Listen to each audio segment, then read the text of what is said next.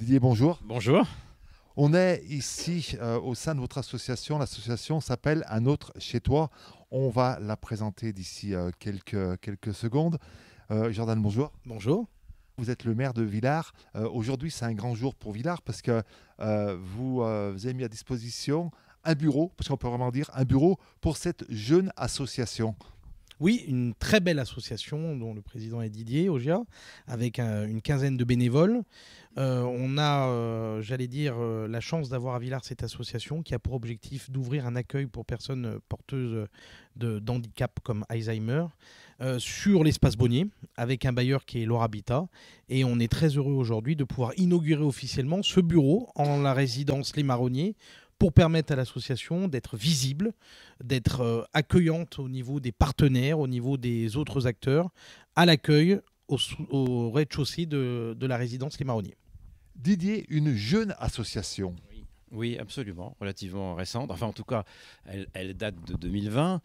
Moi, en ce qui me concerne, je suis arrivé un petit peu plus tardivement dans l'association. J'ai pris la présidence en 2023.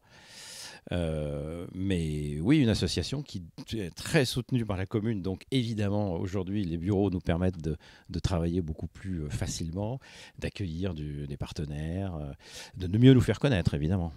Comment est née cette association? Il y avait un manque d'une association comme ceci. Alors, à Villars, mais en règle générale, à Saint-Étienne, dans tous les cas, toutes les communes proches de Villars, Saint-Étienne, parce qu'il y a une association pour aider des personnes Alzheimer, c'est pas courant, monsieur le maire.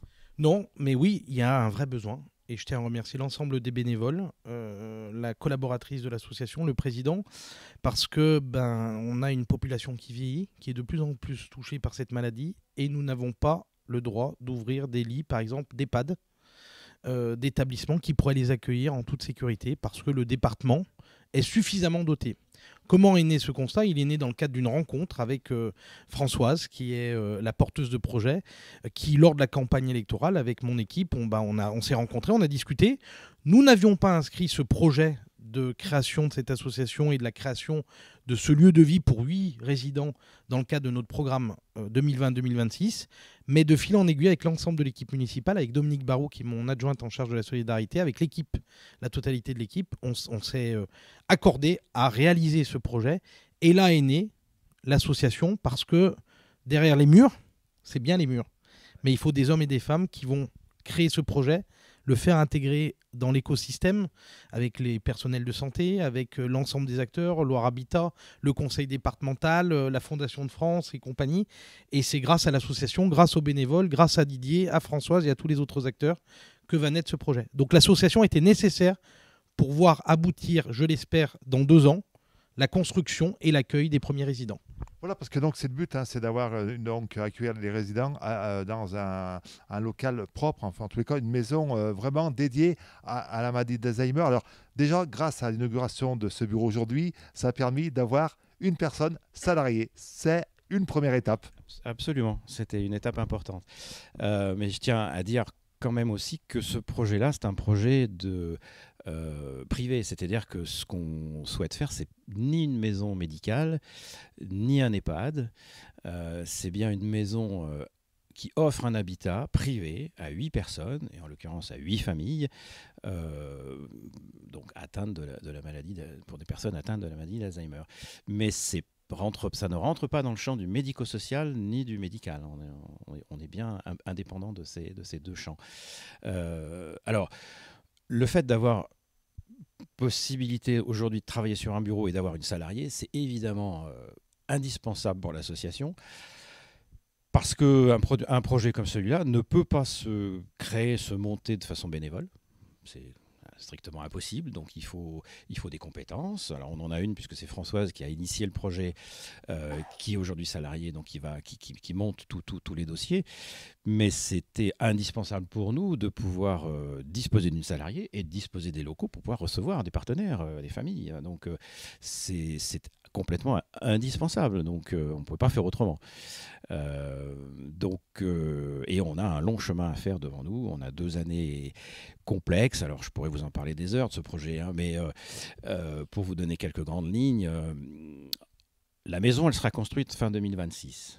La pose de la première pierre, monsieur le maire, c'est quand? On espère entre 12 et 14 mois. Et un an de construction, un an et demi, c'est à peu près ça. Alors ça va dans un plus large projet puisqu'on va faire cette maison pour 8 familles, 8 résidents, mais on va avoir aussi des logements publics autour puisque c'est dans le quartier de l'Espace Bonnier que vous n'avez pas encore visité, qu'il faudra venir voir, qui est un quartier où on refait la ville sur la ville, où c'était des terres industrielles polluées, qu'on a dépolluées. On va créer un grand parc, on crée un écoquartier, on crée une résidence service senior. Mais on a priorisé avec Leur Habitat, que je tiens à remercier pour l'investissement qu'ils font, on a priorisé la construction en premier. Il va y avoir à peu près 46 logements au total, dont 8 qui concernent l'association. Et c'est ces 8 qui sont faits en priorité. C'est pour ça que ça va être phasé. La priorité, c'est l'association, enfin les locaux de l'association. Voilà, donc, et puis l'accueil des familles, des premières familles dans 3, 4 ans, c'est à peu près ça, on va dire. C'est raisonnable, c'est tenable, même avant. En fait, si la maison est construite, on va dire début 2027, hein, pour faire court, l'idée c'est quand même qu'en début 2027, on ait potentiellement 8 résidents qui arrivent dans la maison. Mais on va certainement pas avoir 8 personnes d'un coup. On va probablement étager un petit peu l'entrée dans la maison parce que d'abord c'est compliqué à mettre en route, compliqué à mettre en place en termes de fonctionnement, parce qu'on va beaucoup jouer sur les bénévoles qui vont intervenir beaucoup, qui sont importants aussi sur notre modèle économique. Enfin, donc voilà, donc ça va pas se faire du jour au lendemain. Et donc, Leur Habitat, il faudra aussi qu'il nous aide aussi sur cette année 2027 qui risque d'être une année charnière. Mais on a 2 ans à partir d'aujourd'hui pour essayer de nous faire connaître et surtout de faire en sorte que les gens aient confiance en nous, au projet, puissent le découvrir tranquillement, parce que c'est quand même un changement de vie assez majeur quand même pour la plupart des familles. Donc ça ne va pas se faire d'un claquement de doigts, donc il va falloir avancer doucement.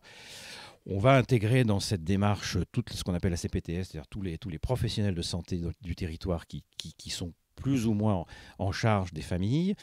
Donc il y a tout un travail d'approche qui va se faire au moins pendant ces 2 années qui restent là, avant d'entamer l'intégration dans la maison en 2027. Donc ça reste quand même un gros chantier à mener en fait. Un gros chantier avec un coût important. Comment on fait pour financer ce projet? Alors il y a plusieurs choses. Il y a le fonctionnement de l'association, y compris avec un salarié. Et ça, Didier pourra vous en parler. Il y a de multiples financeurs, le département, la Fondation de France et compagnie. Et puis il y a le projet immobilier qui est porté par Leur Habitat et qui s'investit pleinement sur ce projet immobilier qui va représenter environ 7 millions d'euros sur ses fonds propres. Nous, on aide à notre humble niveau en vendant le terrain au prix le plus bas autorisé, puisque ce n'était pas l'idée de faire une opération financière. Il aurait mieux valu pour les deniers de la commune de le vendre à un promoteur immobilier privé pour faire des constructions privées. Là, on le vend à un promoteur public pour faire des logements publics d'un côté et pour faire un bâtiment pour l'association.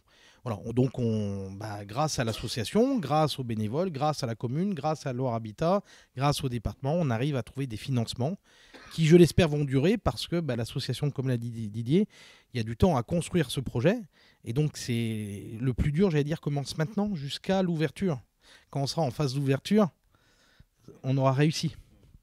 Là, c'est de conserver les crédits budgétaires dans un contexte national qu'il faut rappeler qui est pas simple. Villars, on a donc la résidence des personnes âgées. On va voir ce projet. C'est vraiment devenu une ville où on prend soin des seniors. Et ça, vous y tenez vraiment.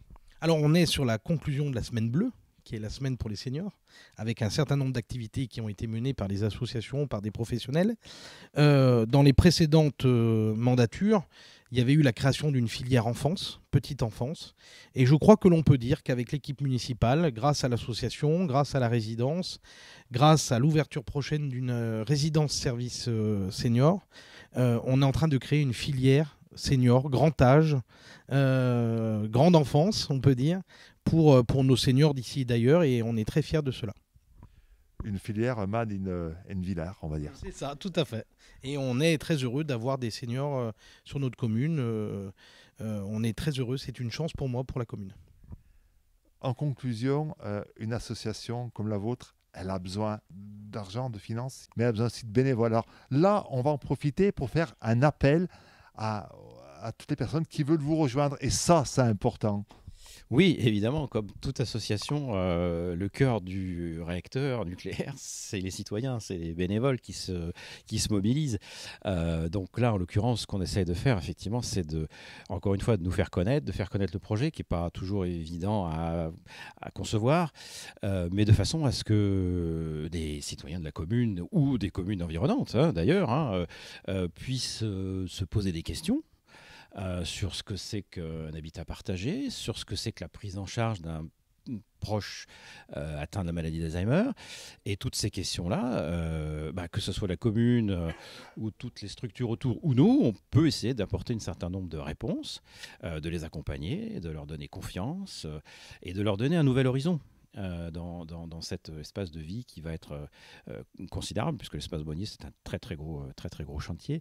Voilà, donc toutes les personnes qui seraient plus ou moins intéressées, susceptibles d'être intéressées par ce type de projet, surtout qu'elles n'hésitent pas à nous contacter par téléphone ou par email. On va commencer à afficher un peu plus nos coordonnées de façon à ce qu'on puisse les rencontrer et travailler ensemble, bien sûr. Et puis les réseaux sociaux, puisque vous allez développer les réseaux sociaux. On va essayer de développer un peu plus les réseaux sociaux. On attendait un peu d'être un peu plus avancé dans le projet, mais on va travailler beaucoup par la presse et puis les réseaux sociaux classiques, Facebook, Instagram, peut-être d'autres applications qui vont arriver. Enfin voilà, on est en train de travailler là-dessus pour diffuser l'information. C'est surtout ça qui nous intéresse, c'est surtout de diffuser l'information pour que véritablement les familles en prennent conscience que il y a des choses pour elles qui peuvent être possibles. Donc là, en l'occurrence, c'est vrai que je remercie aussi beaucoup tous les bénévoles qui aujourd'hui œuvrent dans l'association, à travers les commissions, à travers tout ce qui est fait pour essayer de contribuer à l'essor de cette association Un autre chez soi. Et toutes les coordonnées s'affichent dessous, vous le voyez. Merci beaucoup à tous les deux. Et puis, bonne chance. Et puis, on va continuer, bien sûr, à vous suivre. Nous, on se revoit bientôt pour la pose de la première pierre, puisqu'on sera là. Merci. Merci.